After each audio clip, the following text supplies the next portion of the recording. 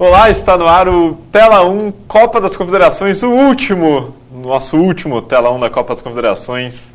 Aqui ao meu lado, Bruno Santoni, Ângelo Sfair e Kátia Brembati substituindo o Leonardo Doro. Ela que foi para o Maracanã e acompanhou o Brasil vencendo por 3-0 a Espanha. Comentários rapidamente sobre o jogo, já de cara, assim. Sobre o jogo, então, quero destacar a atuação do Neymar, Fred, Hulk, Paulinho... E o Davi Luiz. Davi Luiz, e até o Jadson. Não, sem brincadeiras agora, toda a seleção é o destaque. Tá de parabéns. Tá de parabéns. Tá de parabéns. Ângelo Sfair. A seleção como um todo e contando com o 12º elemento que é a torcida. A torcida, claro. Entre elas, Kátia Brembati. Eu acho que esse é o grande ponto dessa final para se destacar. Não é o fim da era Espanha. Eu acho que a Espanha ainda tem muito futebol para mostrar. Como eu falei no último Tela, né? Mas mostra o Brasil renascendo como uma fênix. Acho que o Brasil chega forte para 2014. Filosófico. Kátia, o que você destaca, você que acompanhou o jogo da torcida das arquibancadas do Maracanã? Tem até a prova aqui, ó. Tá aqui Olha o ingresso para para provar. Então, realmente foi excepcional. A participação da torcida não parou um minuto e eu acho que realmente fez a diferença. Não só para quem estava em casa vendo o jogo, que eu acho que foi se emocionando, mas os próprios jogadores sentiram, tanto os jogadores da Espanha sentiram a pressão da torcida, quanto os jogadores do Brasil se sentiram motivados para ganhar esse torneio. Kátia, antes da gente falar então dos gols, como é que foi a parte do hino nacional? Que quem estava em casa se emocionou também. Eu me arrepiei e admito, até chorei um pouco. Então, tinha toda essa aura, né? Tinha esse negócio de que a FIFA não deixa tocar o hino todo, a gente vai contestar. A gente está vivendo no Brasil esse momento contestador, né? Então, se precisasse entrar em campo para terminar de cantar o hino, eu acho que a torcida faria isso, né? E foi, sem sombra de dúvida, o momento em que a torcida cantou mais forte, cantou mais alto. Assim, acho que não teve nenhum daqueles 73 mil torcedores que não cantou o hino ontem. E esse fator pesou muito, assim. A Espanha claramente entrou, depois do hino nacional brasileiro, menor em campo, sentiu o baque. E a seleção da Espanha, que a gente já havia comentado muito aqui no Tela, que é uma seleção que não sente pressão. E dessa vez eu acho que eles baquearam com o hino nacional do Brasil. Eu acho que jogar no Maracanã, jogar no Brasil, saber que toda aquela torcida estava naquele momento... eles vinham de uma campanha, não era uma campanha ruim, né, mas o Brasil vinha numa crescente, o jogo contra a Itália, tudo isso pesou. Foi uma conspiração de astros, dá para dizer isso, porque tudo deu certo, a zaga funcionou, o meio de campo funcionou, o goleiro funcionou, tudo funcionou, e a Espanha não funcionou, então assim, estava escrito nas estrelas que tinha que ser assim desse jogo. Ângelo Sfair, Maracanã. O novo Maracanã, né? Não é o antigo Maracanã. Vou fazer a mesma crítica que eu venho fazendo durante toda a Copa das Confederações. É um estádio novo, não é o antigo Maracanã. Foi a segunda pior derrota da história da Espanha. A pior derrota foi na Copa do Mundo em 1950, também contra o Brasil, também no Maracanã, no antigo Maracanã. Mas acho que está bonito o estádio, apesar de todo o superfaturamento, de todo o dinheiro investido e que não estava completamente pronto, né? É isso que eu ia perguntar para a Kátia. Você que foi, como é que estava? Tudo perfeito? Acessibilidade? Tudo em ordem? Algumas coisas foram surpreendentes, né? Por exemplo, aquela máxima de que o brasileiro deixa tudo para a última hora, para o último minutinho, parece que os torcedores não estavam dispostos a correr o risco de não assistir o jogo, porque uma hora e pouco antes do início da partida, o estádio já estava com 80%, quiçá 90% já da lotação, ou seja, estava todo mundo muito antes no estádio. Essa organização antes do estádio, também, para a chegada no estádio, colaborou para que não tivesse muita confusão. Mesmo assim, tem alguns pontos a destacar. Faltou placa, sim, faltou muita sinalização, tinha bastante voluntário bilíngue e tal, mas mesmo assim faltou aquela informação que faz você não depender de perguntar alguma coisa para outra pessoa, né? As placas de sinalização estavam muito longe uma da outra, então, e para você, se você errava uma rampa, por exemplo, você só ia descobrir muito tarde, muito longe já que você estava na rampa errada. Então, eu acho que esse ponto falhou. A entrada também, por exemplo, quem entrou pela Bellini, pela entrada do Bellini, que foi o meu caso, não teve acesso às lojas dos patrocinadores. Né? E não porque as outras entradas eram mais privilegiadas, ok? Não, é porque simplesmente não tinha acesso de um lugar para o outro. Então, eu que tinha comprado o ingresso que mandava eu entrar pela entrada D, eu não tive acesso às lojas de dentro do estádio, né? E outra coisa que me chamou a atenção, o estádio realmente está muito bonito. Eu tinha entrado no Maracanã só 2 vezes antes da reforma, mas não foi para ver jogo. O que me chamou a atenção foi que algumas coisas, por mais que o estádio esteja bem bonito, algumas coisas parecem de segunda linha, terceira, quarta, quinta linha, sei lá. Parece que assim não vale aquele 1,3 bilhão que foi gasto. Hein? Vamos lá, gente. Agora jogo, então. Brasil 3-0 na Espanha. Gols no começo e no final do primeiro tempo e no começo do segundo tempo. O que a gente pode destacar desse Brasil que reacendeu de volta a emoção do brasileiro de realmente torcer para a seleção brasileira e não simplesmente ficar naquela, o Brasil é a Selenaique, né? Acho que foram 2 lances principais no primeiro tempo. Primeiro, o gol do Fred, logo de cara, que desestabilizou o time da Espanha e trouxe a torcida para junto do Brasil. E o gol que o Davi Luiz salvou. Uma jogada, um contra-ataque espanhol, o Pedro ele tirou a bola do Júlio César, o jogo ainda está 1-0, e o Davi Luiz salvou quase em cima da linha, praticamente em cima da linha. Eu acho que esse lance... Um gol do Davi Luiz. Praticamente um gol, comemorado como um gol, não foi? Dentro do Maracanã foi o equivalente a um gol. Passa sim replay, tem gente que acha que não passa replay lá dentro do estádio, passou sim replay. E quando passou o replay, porque nem todas as pessoas que estavam dentro do estádio conseguiram ter a dimensão de quão difícil foi salvar, de quão perto da linha do gol estava a bola no momento que o Davi Luiz salvou o gol.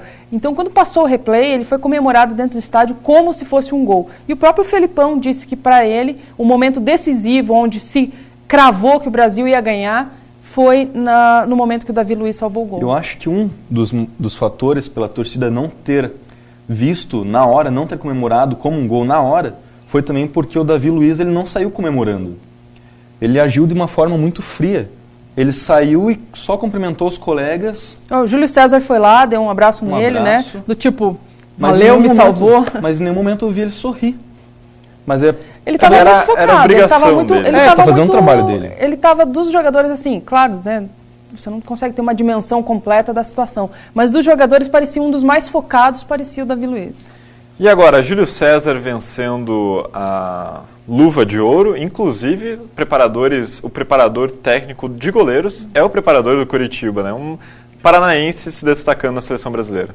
O Pracidelli, que já tem um trabalho muito reconhecido na seleção, em diversos clubes, e a redenção do Júlio César, né? Marca a volta dele, Felipão, que desde que retornou à seleção, apostou novamente nesse jogador que já tem experiência em Copa do Mundo, mas que estava lá escondido no QPR, um time que inclusive foi rebaixado no Campeonato Inglês. Tem uma proposta do Arsenal agora, não sei se está oficializado, mas são os acho que agora ele volta a ter um status de grande goleiro, de goleiro top de linha, não sei. Eu não sei, eu arriscaria até dizer que o Felipão convocou o Júlio César só para ele ser convidado a participar de outros clubes, a jogar pelo Arsenal, quem sabe. Eu acho que para a Copa do Mundo, eu acho que ele não está definido para a Copa do Mundo ainda.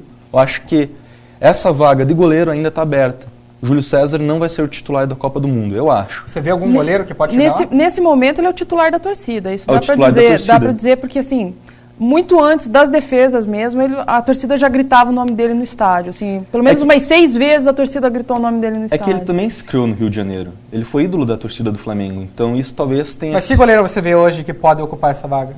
Eu acho que isso falta no Brasil. Falta no Brasil, mas eu gosto muito do Cavalieri. Gosto muito. É um bom goleiro. E o Cássio também está em um bom momento. Eu acho que ele pode substituir o Júlio César à altura, até se não melhor. Rapidamente, Neymar e Fred, que eram contestados antes dessa Copa das Confederações. Neymar não fazia gol há 9 jogos. O Fred também desencantou na Copa das Confederações. Como vocês veem a atuação desses dois jogadores? Ele não só desencantou, como provou que ele desencantou. Porque desencantar é marcar em uma partida depois de um jejum sem fazer gol. Mas ele, depois que marcou 2 gols em uma mesma partida, ele fez nas outras 2 seguintes. E mostrou que tem raça, né? Fazer gol deitado não é natural a gente ver isso. Tá com fome de bola, né? O Fred é o típico atacante centroavante, aquele que está sempre no lugar certo, ele às vezes não aparece durante o jogo inteiro, e numa bola que sobra ele está ali, que foi o que aconteceu logo a 1 minuto de jogo. E o Fred também é outro jogador que foi bancado pelo Felipão, muito contestado, mas provou seu valor. Um jogador que marca 2 gols numa semifinal e 2 gols numa final, a gente só lamenta que ele não ganhou a chuteira de ouro, né? Ele acabou ficando com a chuteira de prata, chuteira de ouro que ficou com o Fernando Torres, que também marcou 5 gols. Eles ficaram empatados na artilharia. Mas só que 4 deles do Fernando Torres contra o Tahiti e o outro contra a Nigéria, né? Importâncias, um nível bem diferente. o Fernando Torres não merecia a bola de ouro. E o Fred, sim, por tudo que fez, até porque fez gol em quase todas as partidas. Chuteira Só de em- ouro. Desculpa. As 2 primeiras Chuteira ele não de marcou. ouro.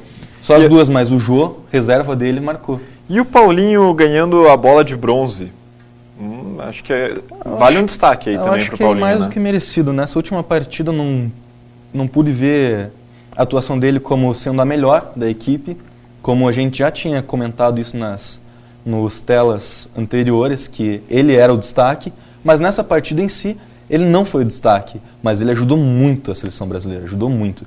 Eu acho que é merecido sim a bola de bronze. Ele ganha a bola de bronze pela competição inteira, né? Se fosse pela final, lógico que ele não estaria, ele foi um dos piores em campo, se é que é possível citar isso, né? Porque o time brasileiro inteiro jogou bem. Quem jogou muito bem também, não sei se vocês concordam, foi a dupla dele de volante, o Luiz Gustavo, outra aposta do Felipão também, que é reserva no Bayern de Foi Munique. quem mais roubou a bola durante toda a partida. Um grande jogador que rouba bem a bola e também tem qualidade na hora de sair pro jogo. E a gente falou bastante do Brasil, que falar da Fúria, que de Fúria não teve nada nesse último jogo.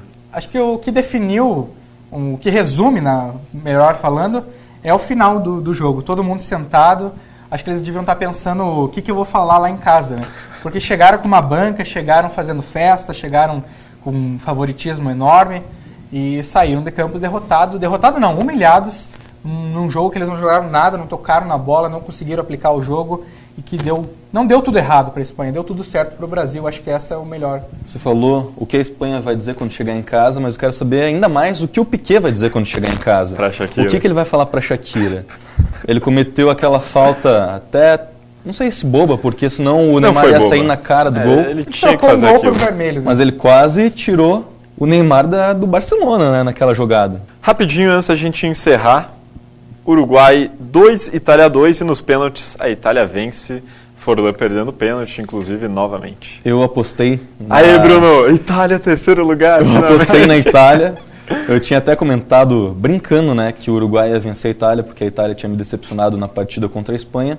Mas eu voltei atrás e ainda assim escolhi a Itália para ficar com o terceiro lugar. E o Buffon fez 3 defesas de pênalti, apesar de que 2 delas foram muito mal batidas.